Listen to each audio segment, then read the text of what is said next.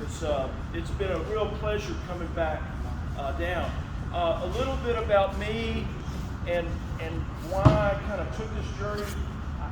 A lot of my talks are about the Battle of Fort Henderson, the battles in Nashville, around Franklin, Fort Negley, Battle of Nashville, all the way down to Fort Blakely. But I'm finding my audiences in the South, especially you guys, know these stories. So a lot of my book talks the last 10 years have been around Indiana and the Midwest. And those people do not know these stories. Even though the battlefields are littered with Indiana monuments, sons of Indiana are buried all across the South. They don't know. The history of the Civil War does not live down the street on the other side of the train station like it does here. So it's just an interesting place, and I'm learning to adapt and readapt to that. So let's see if I can get this going. Turn it off. Let me look and see here real quick. I got to put my spectacles on. Here we go. How y'all doing in the back? Can you hear me okay? Okay.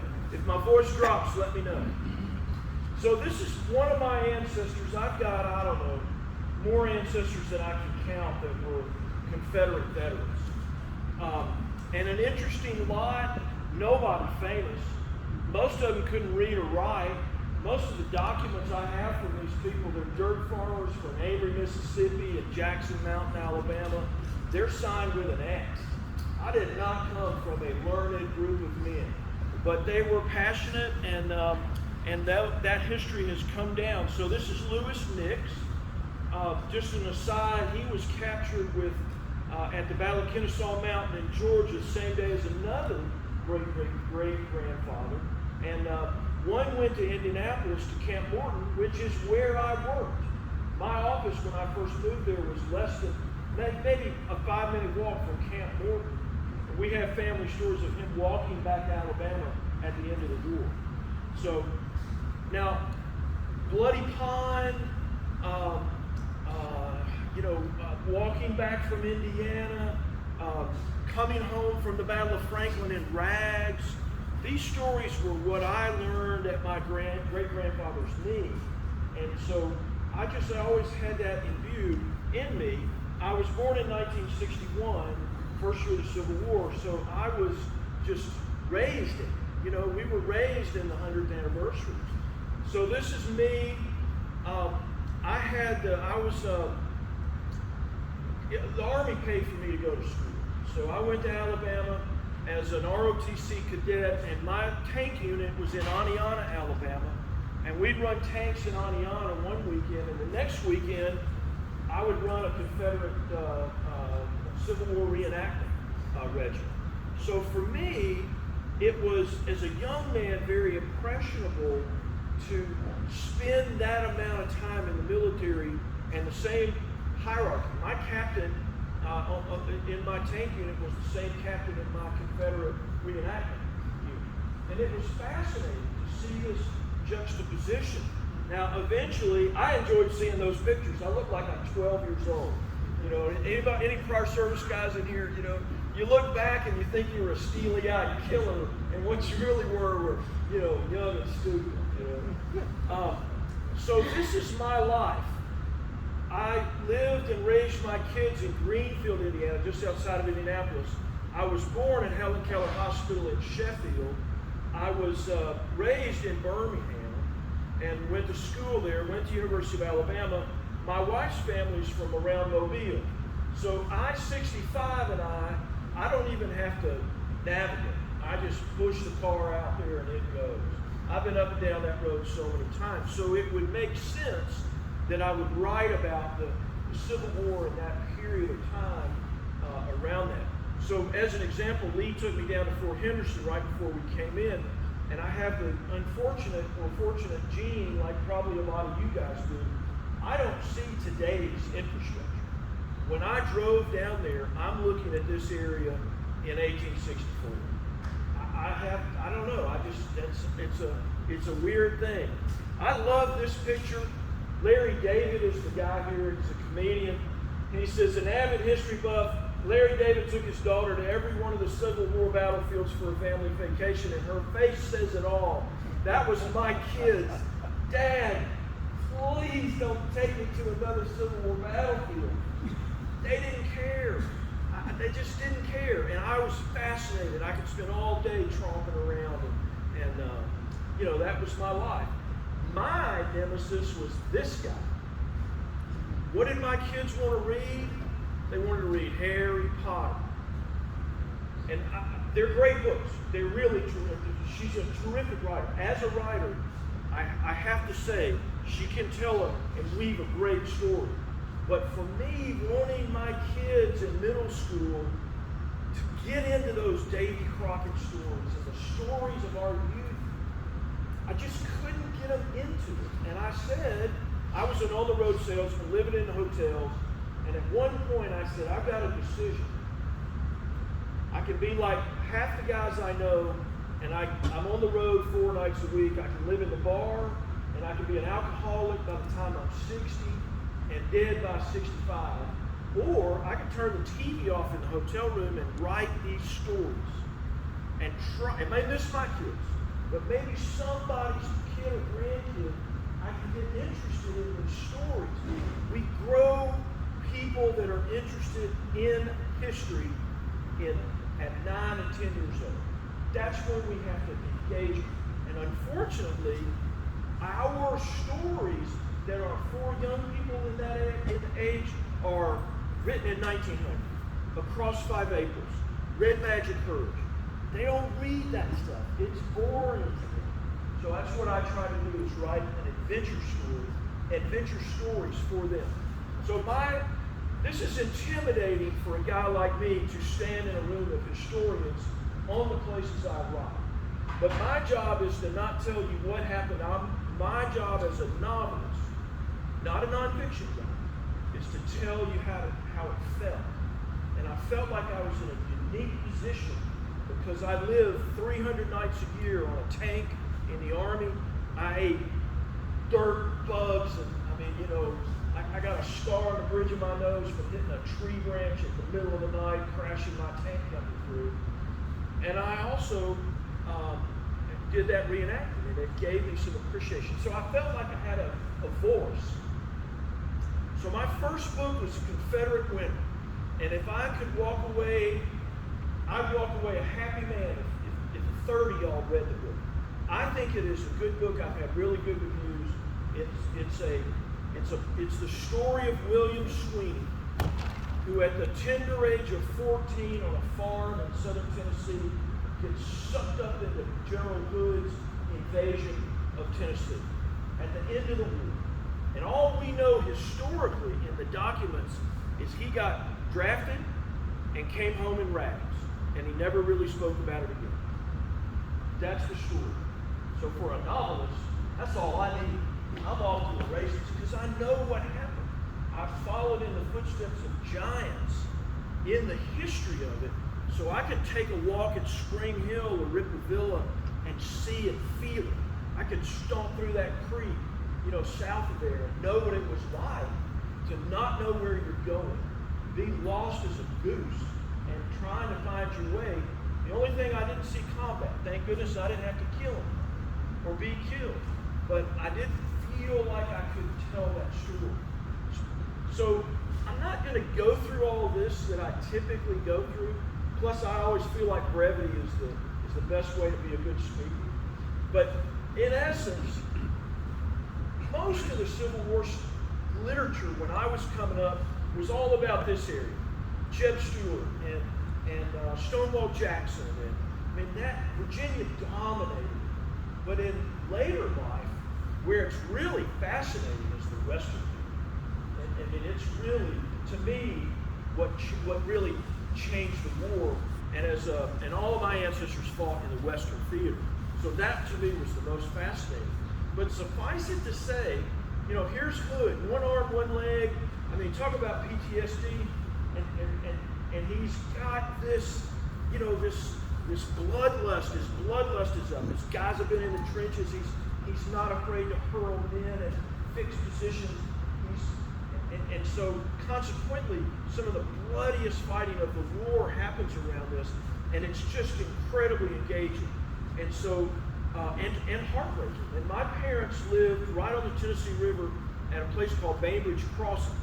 So Hood's Army, when it got to northern Alabama, camped across the street from where my mom and dad lived. I found a Confederate marker in the tree line from a guy who didn't make it, who was buried there, and somewhere later in life, somebody came to put a marker there. So, you know, and that's when the river's down and they cross, and so, and I'm in the Tuscumbia Civil War Roundtable with the gentleman in the back, and I mean, we've got historians that are incredible speaking about that. So Spring Hill, another place, if you hadn't been to Ripley, if you hadn't been through Franklin lately, anybody been to Franklin in the last 5 years? I'm going to say put it on your list. Get up to Franklin, because they have done an incredible job redoing that battlefield. And we were just at Fort Henderson, and the American Battlefield Trust has just, what a gem of an organization that has saved these places for us.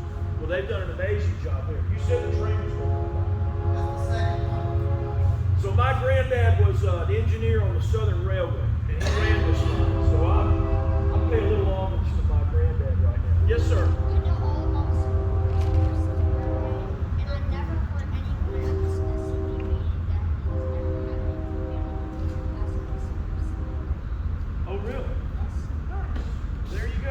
It's going to be a night of firsts for you, I hope. I love to see young people engaged. Now, so the story of Todd Carter is something I'll just touch on briefly, because I know a lot of people know this, but you know, Todd Carter had fought with the Western Army for years, and he makes it back up into Tennessee. They cross the line. They cheers are coming out of Alabama. They had a lot to cheer about in a long time. And they're working their way up, and he literally crosses the field, heading north to Franklin and Nashville, and is killed in his parents' front yard. He dies in the basement of his parents' home. We don't get those stories in any other place but the South. So anyway, so here I am. I wrote this book. I hand wrote it. I just threw the manuscript away the other day. I've moved. I don't have room for anything anymore. But I launched on June 17th, 2015, and I was proud as punch. I sell medical equipment for a living.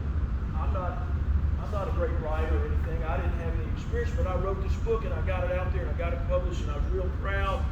And that knucklehead killed people in Charleston, South Carolina on the day my book launched, Confederate winter, and for 2 weeks Amazon banned my book because it had the word Confederate. That's the world I entered as an author on the Confederacy. And the world, I don't know how y'all felt it down here. I lived in Indiana, and it changed everything. You're talking about a guy that flew a Confederate flag off the top of my tank, crashing through the woods in Germany. I sang Dixie in the Officers Club. I was a son of the South, and it never occurred to me that our symbols would change. And I've had to live with it since 2015. I'm telling you guys, y'all, I don't know if you feel it down here, but I've lived in Indiana this whole time, and it is different. It is different. So around this time, is this interesting? Y'all into this, or y'all okay? All right, I'm 15 minutes in. I got a lot left to go. So I lived in a little town in Indiana, farming community, no bigger than Athens. And our Legion post was closing, and they just couldn't get. Bingo was out, nobody was coming, and I went, my gosh, not on my watch. And I wasn't a member, and I came in, and I got another group of guys, and I said, look, we're going to save this Legion post, 100-year-old Legion post. Ain't no way, but we got to have a mission. Well, we had 13 men killed in Vietnam in our county.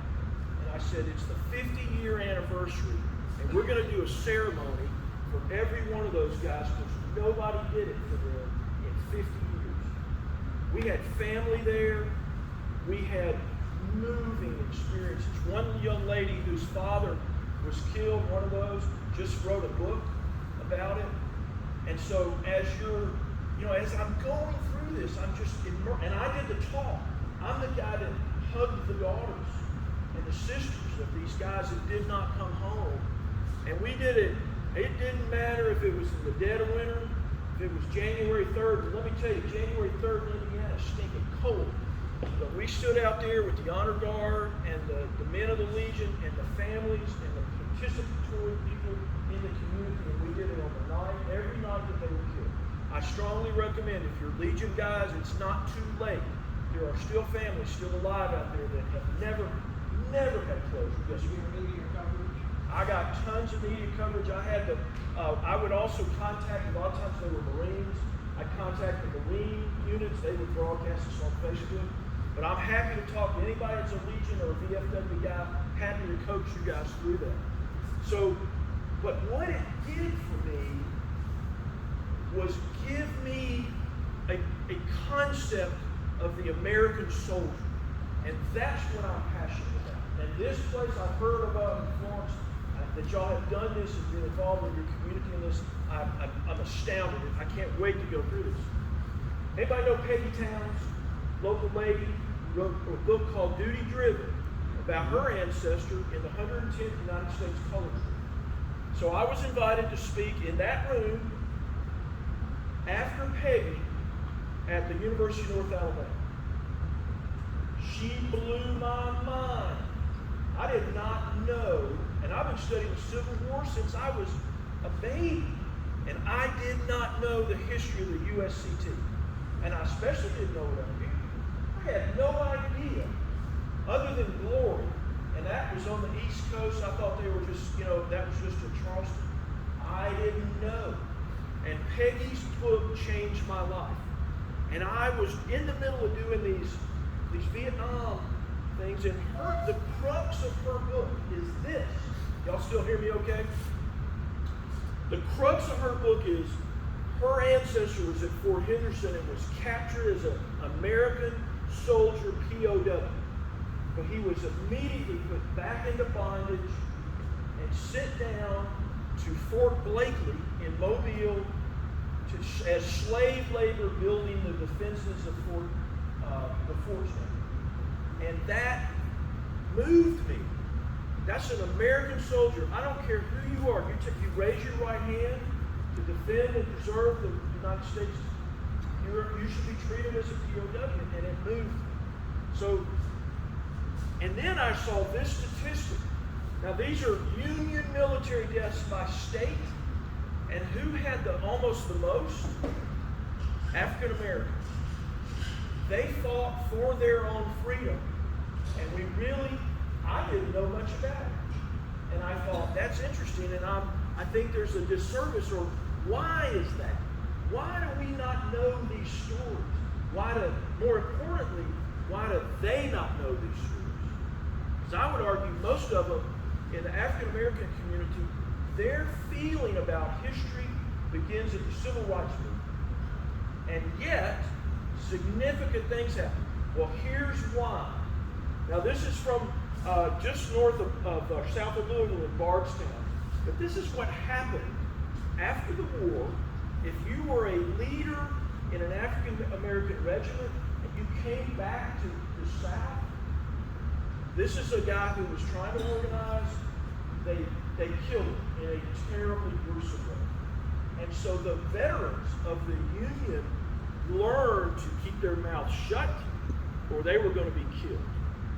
And so the history of these USCT regiments was completely obliterated. Very few books, not a lot of information. So I'm writing now about North Alabama. Peggy's book is fascinating to me, and I'm rolling. And Peggy says, come out and come to Fort Henderson with me. So if you've been out there lately, and I encourage you to go, they've done an amazing job. The Battlefield Trust, I think some of you guys in the room have been involved in that, and I commend you. That's a really cool, it's got a great story, but it's also a really neat place that's important in our history. And so that's Fort Henderson. I'm a painter, so you'll see some of my paintings for sale over here. But that's a kind of an artist rendition of that battle at Fort Henderson. And I don't know if a lot of you know this. Y'all know who that lady is? Meghan Markle. You know, she married into the royal family. Well, her ancestor fought at Fort Henderson, right here in town. So I've mailed a copy of Freedom Spring, my second book, to Buckingham Palace. So it may be in a dumpster out back, but by gosh, we've got a connection across the world to this. And I think someday somebody is going to discover this kind of unknown history out in the West, and I think we'll end up, I think it'll get out there. Now, in the interim, and I'll be brief on this, but if you've not been to Fort Negley lately, and you ever go to Nashville, the best view of Nashville, Tennessee is from Fort Negley. What is the significance of Fort Negley to us down here in Athens, Alabama? Well, I mean, you know, the largest fortifications in the country at that time were around Nashville. Well, Fort Negley was the diamond of the necklace of the fortifications around. They had the biggest guns. And if you're an African American and you're trying to get out of bondage and run north to safety, where are you going to go? You're going to go underneath the big guns. So there's a whole community that sprouted up around Fort Negley. And those guys built this place of their own accord. Now, some were paid to do it, but for the most part, those folks lived and died building those fortifications around. So it's a cool place. I really recommend you go up there and see that. This is a railroad cut that's still there. The Battle of Nashville, these guys didn't get much training. So they put them in a blue uniform, they gave them a rifle, and they organized them, but not a lot of training. If we would have been trained like that, we'd have had a disaster in Saudi Arabia. But they sent them on a flank attack that was a diversionary attack, and they got slaughtered in that railroad cut right there. Now, luckily, there's a marker there now, because the world is changing. We're beginning to realize that we've got to tell all sides of the story of history. We have to be inclusive. We've got to get these folks interested, or it's going to go away. And so there is a marker now. They're starting to make things known. Fort Blakely's another opportunity. My in-laws live right there. It's kind of neat. I found a shell that had exploded probably, 50 yards up in the air with a metal detector on there in their front yard. But my buddy, I was an offensive guard, and the guy who was an offensive tackle with me, he's an expert on the Battle of Fort Blakely. So I kind of included that. That's the great thing about being a novelist, is I can move my characters down there. And why is that important? That's my buddy. He was a force to be reckoned with on the offensive line at Huffman High School back in the day. That's the little piece of artillery shell. But that's the largest charge of African American soldiers as a unit in the history of the United States. And we're all Civil War buffs. Anybody know about it? Happened in Alabama.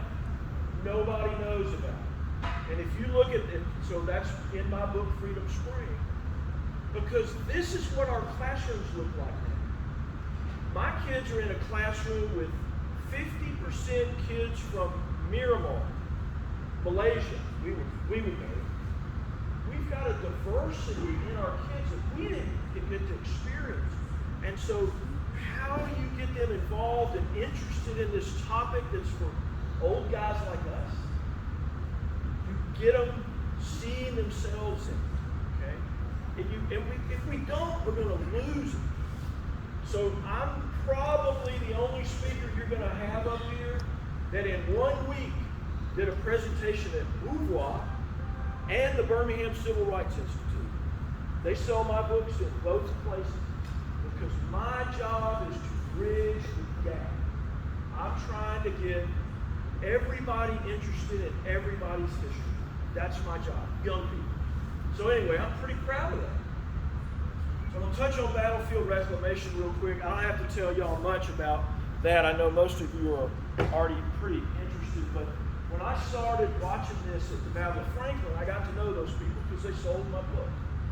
But you know, that book, that battlefield was covered with Pizza Huts and a Chinese restaurant.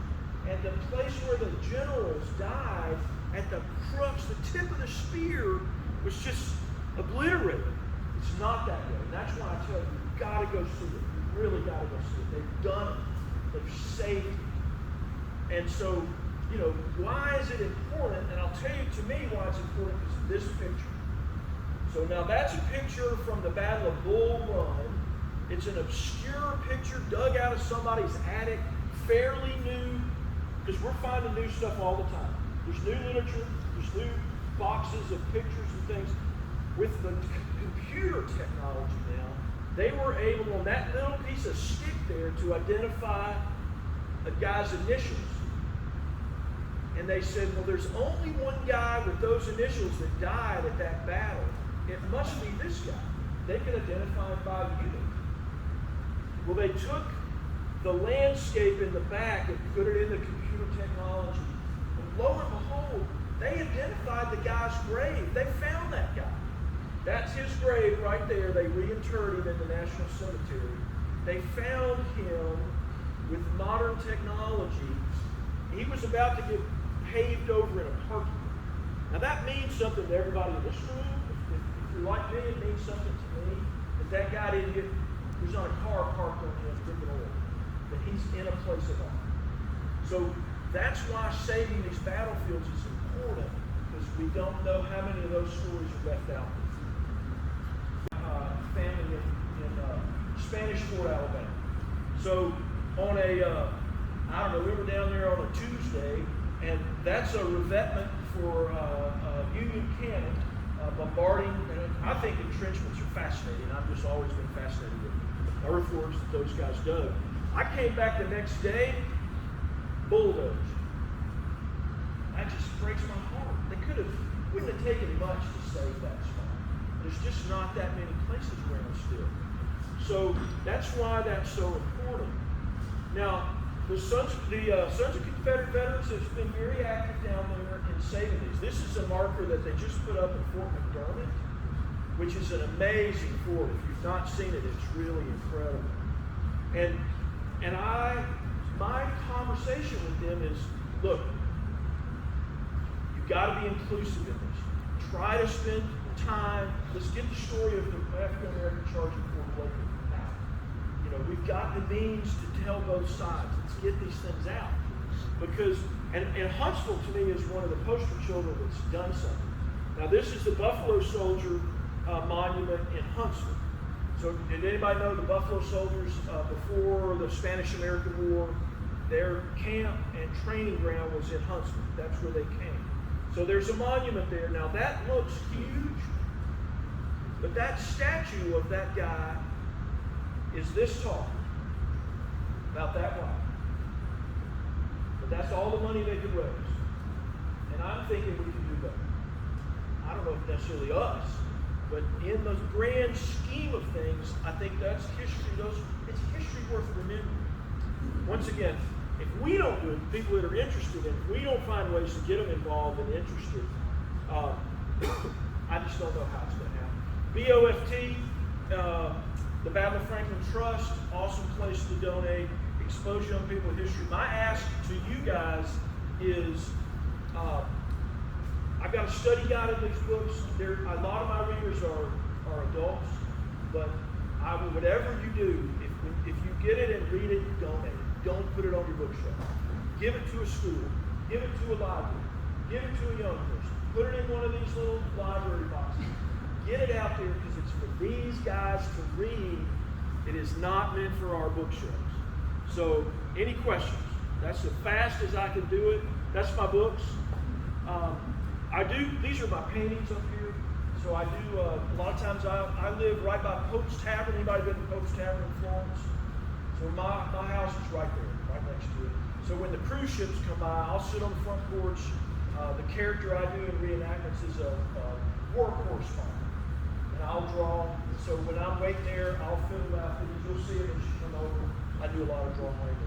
I sell the drawings for 20. The books are 20 a piece, or 2 for 35. How about that? Right on time. Any questions? Yes, sir. What unit in such were you in Germany? I was in the 1st or the 40th Army, the Dragon Battalion. I joined the Army to see the world and they sent me to Fort Polk, Louisiana. I was there on a reforger exercise against the 3rd ID. So you weren't stationed in there? I did 60 days on a reforger. It was great fun, though. I'll be right back to you. Yes, sir.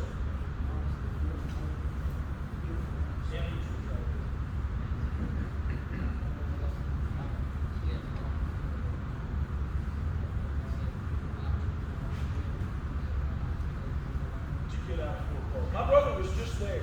He said it hadn't changed. Yes, sir, young man. So if we do purchase, so if I purchase the book, is it possible I can go to the local advertising library or home and give it to one of my history teachers because they really like the library that's fair. They really like history. So I told them about so much history for very nice. Yeah, I would love that. That to me, and you can rest assured that my book is, it fits today, you know, and coupled with Freedom Spring and Confederate Winter, eventually the books will go back to back. There'll be one volume because it kind of tells both sides. Because people around here had ancestors on both sides. Yes, sir. Oh. I'll close with this. I'm going through the records, you know, and found out that my ancestor who was in not Camp Bolton, but the one in Chicago, Douglas, yeah, his name escaped me. So he became a galvanized Yankee. He got captured at Kennesaw Mountain, went to Camp Douglas, joined the Union Army. They joined the 6th United States Infantry, went to Wyoming, where his toenails all froze off. And I remember that story, that one of them had that. I found a record, his medical record. So, you know, listen, you do what you got to do to survive. Yes, sir. One other point, just in the last couple of weeks, I see they found the skin or whatever outside the negative. Yes. And that they're trying to determine, you know, the provenance of the skull. It's fascinating what they're doing up here. And the archaeology, like right now they're digging up Pope's Tavern. So I've got an archaeology dig 2 minutes from my house. But, you know, the technology that we've got now, this ground sensing radar and things like that, we can find things that we never could find. Listen, thank you guys. Really appreciate it.